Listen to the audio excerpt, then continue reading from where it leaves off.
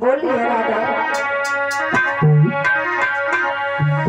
की राधा रो रो के कहने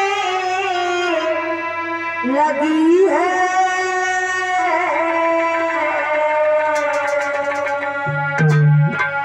याद मोहन की आने लगी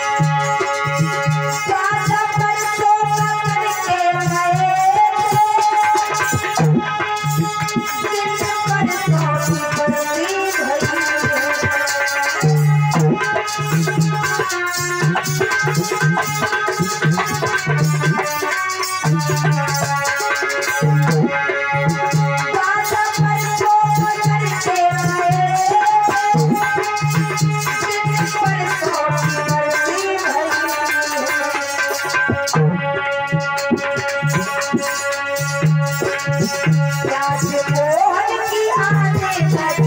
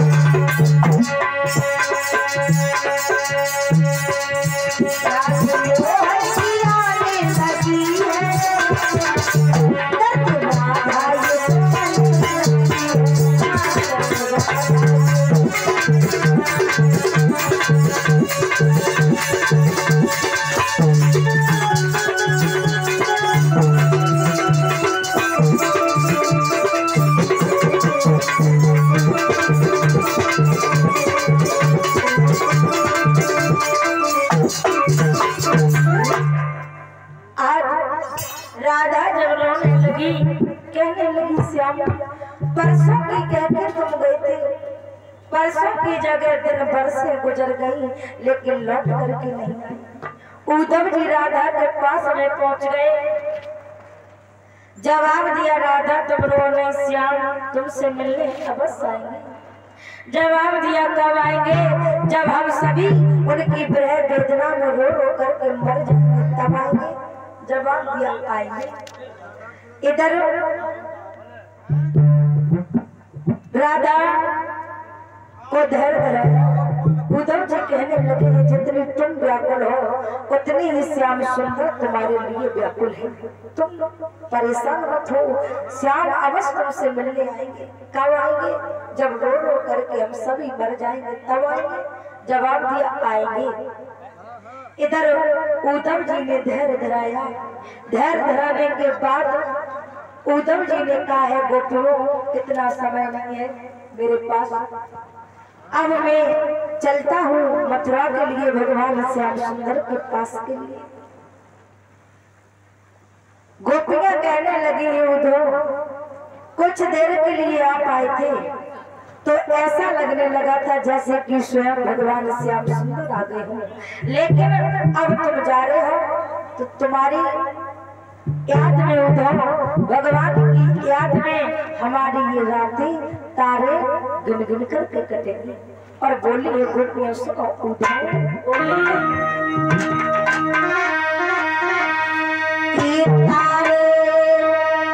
गिन गिन के